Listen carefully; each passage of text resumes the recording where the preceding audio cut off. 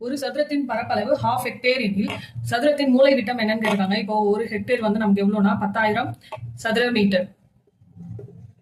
இப்போ இங்க என்ன கொடுத்துருக்காங்க, சதுரத்தின் பரப்பளவு ½ ஹெக்டேரா. அப்போ சதுரத்தின் பரப்பு ஈக்குவல் டு ½ ஹெக்டேர். சதுரத்தின் பரப்புக்கான ஃபார்முலா என்ன, a square equal to 1/2 hectare. ஒரு 1/2 10,000. இதை கேன்சல் பண்ணா 5,000 கிடைக்கும். a square equal to 5,000 metre square. இப்போ வந்து நமக்கு ஏ கண்டுபிடிக்கணும். ஏன்னா இங்க வந்து சதுரத்தின் மூலை விட்டம் கேட்டிருக்காங்க.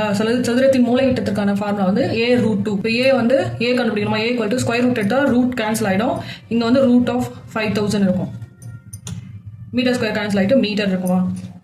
இந்த 5,000 2500 × 2ன்னு எழுதலாம்.